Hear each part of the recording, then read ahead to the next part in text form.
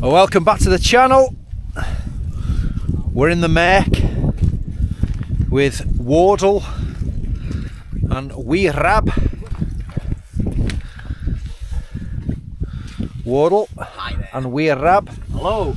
We're up the road of doom, the Rhinos Pass, and we're at the Three Shires Head. So it's a murky day. It's meant to clear up. If we can get above this, we'll have some views back down, hopefully into Great Langdale. So first time out in a long time. Looking forward to it. It's been a while, and we should have a good laugh, doing what we enjoy, trying out a new tent and taking you along for the views and the fun. So we're going to set off into the mist. Rob's navigating. He knows where he's going, he said. Somewhere that way, but we've got everything we need, so don't worry about that, and we'll speak to you in a bit.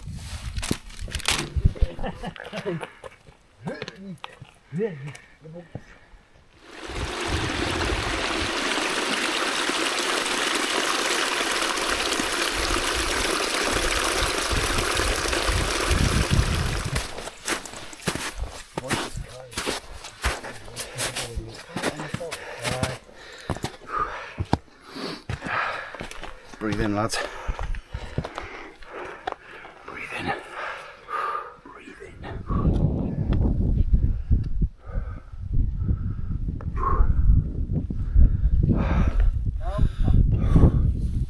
Well, yeah, as Andy said on his vid, fitness wise, absolutely feeling it. I say the same every year after Christmas. So much beer, cheese, all those things, and then you come and do this and it shows you up. So yeah, we're nearly at the summit. I'll put the camera down because the ground's a bit rough, and then we'll come, get pitched, and start to relax.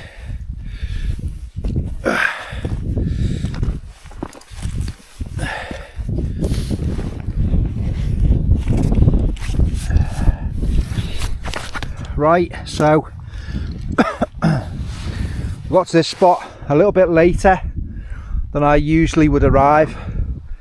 We were chatting in the pub, having a bite to eat, so we're losing the light and it's time to get the tent pitched. I've only pitched it once in the back garden, so yeah, a little bit of a wind picking up. I've got some guy lines, so a lot of this vid is well, it's going to be in the dark until tomorrow.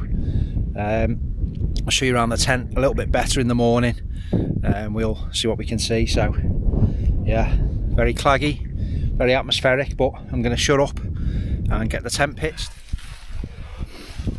So again, when we've got a bit more light tomorrow, we'll look at it in a bit more detail. Well, that's it. It's you know, I've got no guys on it. I brought some with me. I'll be doing that in the dark, but it's just this kind of affair. Fabric loops, pass it through, and yeah, get your guys on that. You've got a couple of different options. Some guy up points on the vent hood, but it's got this carbon kind of hub system for the poles,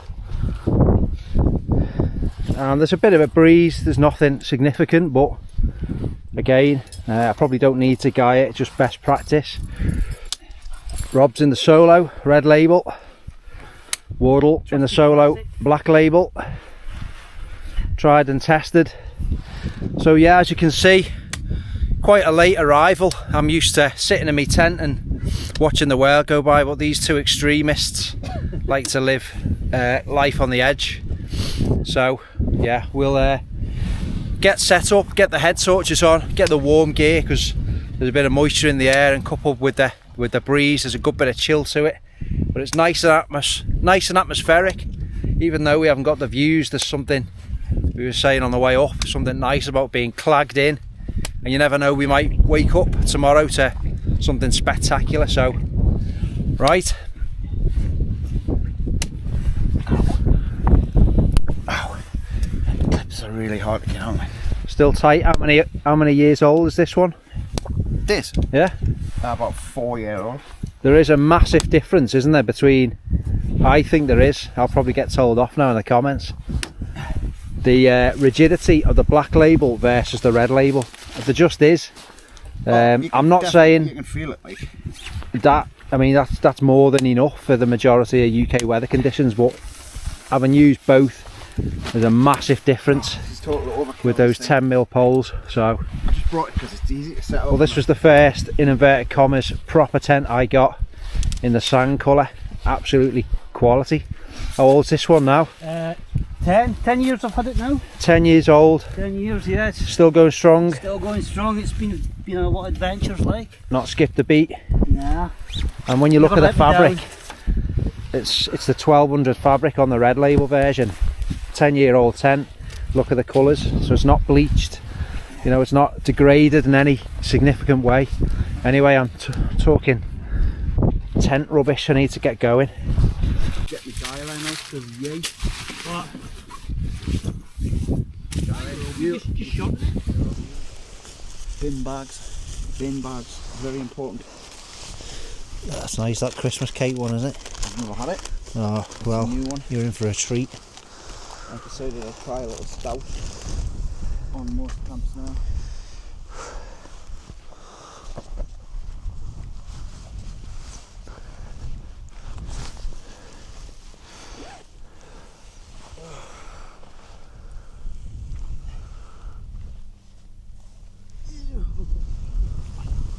So yeah, everyone's set up. Just making a few last minute tweaks. Put some guy lines on in a bit. Get rid of that. Yeah, get some guy lines on in a bit. And get the first beer. Bet you don't put them on. Yeah. I won't. I will. If I do it, I will. I'll show you it. If I don't, I'll show you that as well. Yeah, it's not too cold. Maybe that's after the ascent of terror. We came up the side. There was a path marked on the map, but it didn't resemble a path what we were walking on, and we were on it exactly per the OS map. So we basically came up the side of this location, which is a Wainwright, but it's pretty, well, it's reasonably remote from the places that I usually go to. So yeah, we ended up coming up the side. So it was, well, I was going to say short, sharp, tended to go on forever, but yeah, I'll finish off a little bit of tent admin and open the first beer.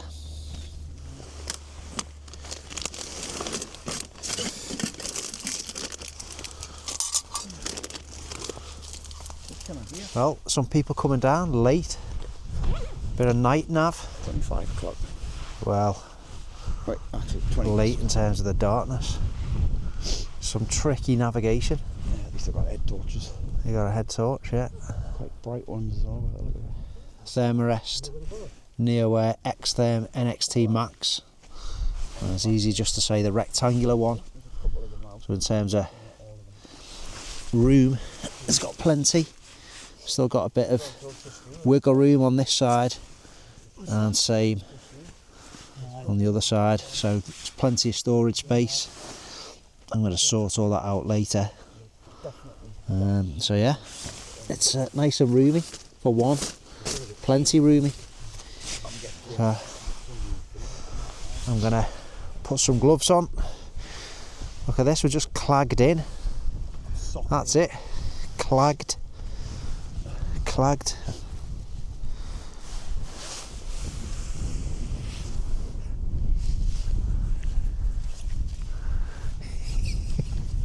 Good game. Now Rob gives us a 12. I can't get it out. Classic. Right. A Nice. Jaipur. Jaipur. There we go. Oh no. There's a bear coast. Right, here we go. Down the hatch, cheers. Right. Cheers. I need to get one, don't I, instead of standing here. Wardle, you need to do your glove trick. Thanks, man. Cheers, pal. To the great outdoors. To the clag. And all those in it. Aye. How can you be in the outdoors? It's a fine drop that. It is cold. I've got brain freeze. Yeah, so I'm going to get my little temperature thing and we're going to see if we can work out what we're on. Is it minus now? Aye, look at that. Minus 2.3. Oh, you can feel it. Man. Aye.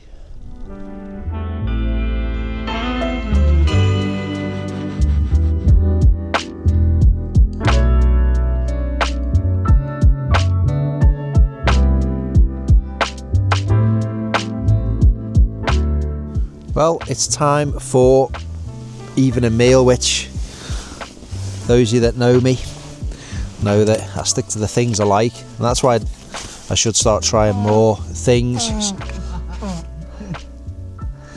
So those of you that know me know that I stick to the things I like, so I should maybe try a few more things, but past the bolognese, yeah, it's really nice, and I'm not going to talk you through that. That's what I'm having for my tea. We're on beer number 2. It's one that I've had before, A Faith in Futures by Northern Monk, which is very nice. And in terms of cooking setup, brought the new Titan Kettle, an old remote canister stove, which is great, a Cobaltum by EOE, Eiffel Outdoor Equipment. I've got my gas between my legs, warming up a little bit, just so it's a little bit more efficient in the burn. And yeah, we're going to get this fired up. Temp wise, it's good. I'm enjoying it so far. This is the mesh inner. Durston are making a sort of solid inner, but that's not going to be ready until April time. So I've spoken to Dan and hopefully going to get my hands on one of those as and when. But you know, for summer, this would be absolutely ideal, just for some nice airflow. Purely condensation management. I've got a nice vent one end, and it's exactly the same there. So it's very cold today, but nothing whatsoever. There's no condensation. Andy and Rob are obviously in a very different style of tent. This is a 3-season tent, ultralight backpacking tent. It compresses down really small. I'll show you more tomorrow. You get a better idea, but construction wise, really good. Loads of room in this vestibule or the porch, whatever you want to call it. It's a little bit more involved to pitch, but once you've got your head around how it all goes, it's absolutely fine. Just small little things like attention to detail with magnetic fasteners, but with quite strong magnets in. I've used some of these on other tents and they don't quite work. The magnets aren't quite strong enough. They are in this, so it's great. Little prayer flags up that Tom got me from Keswick. We've got a little GPS satellite communicator there, which is a nice gift. I'll be using that a lot. Decent storage there. Another pocket just to the side, plenty of room, and yeah, it's all good. So we're gonna get the stove fired up, get this down us, drink some more beer, and then we'll go and see what Andy and Rob are doing for their evening meals too.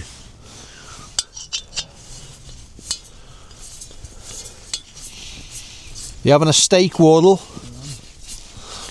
Rob's on a steak as well. Steak all round, and I'm here with a pasta bolognese. I'm horrified at my meal choice. I should have done better. I should have done better.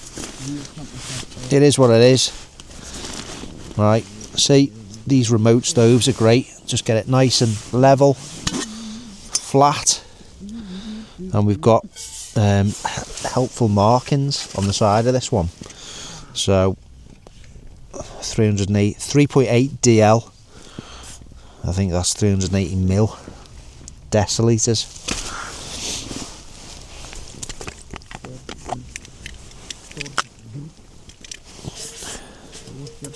We've just had a bit of Neil Diamond on, but I've had to turn it off for stupid copyright reasons. I wonder what happened to him. Right, got half a litre there. I always use the bit of extra for a bit of cleaning for the old utensils and what have you. Right, 500ml. We got loads of airflow here. Use your common sense when you're cooking in your porch. No need to give anyone a lecture.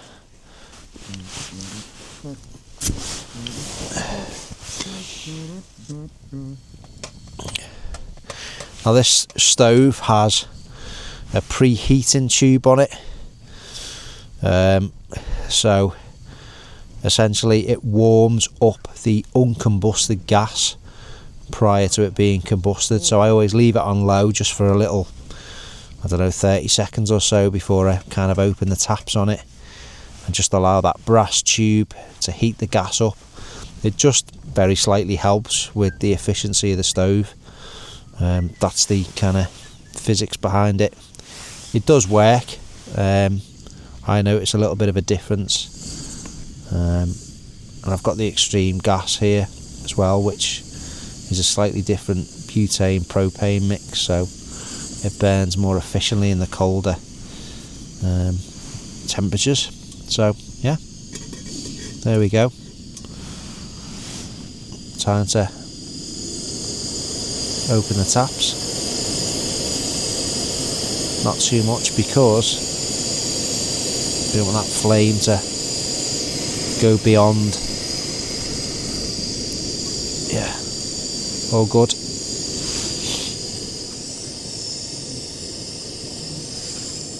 So what I've done in terms of guy lines, I only had 2 spare pegs. I've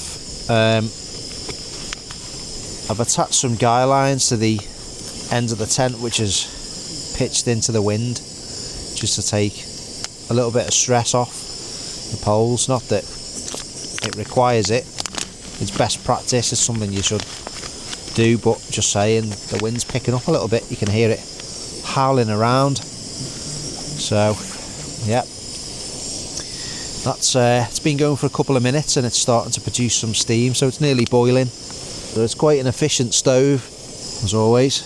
Cheers to the great outdoors.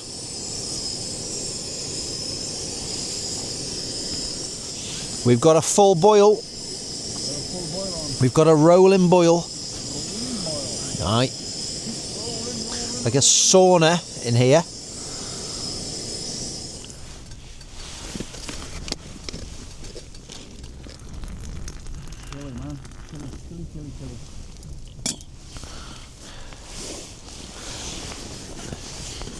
I need to start making different meals on my camps,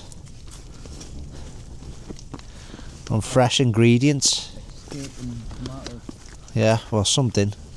I want one of them Summit skillets. Have you seen them? Yeah. The jet boil ones. I just use a frying pan with a handle knocked off. £5 Aldi frying pan.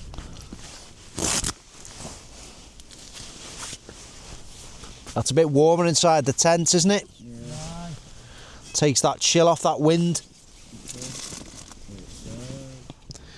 There we go, nice and warming. Got that down to a fine art now, so I'm going to enjoy it in peace. Hate eating on camera. And yeah, speak to you after tea. A bit later on, the cloud's going to move away in the clag, and we should get some clear sky, so speak to you in a bit. Right, here we're going. We're going to open the Get Baked Bertha, the world famous chocolate cake stout from Northern Monk. Yes, I'm going to open it. And look, As if by magic. we're like Bertha twins.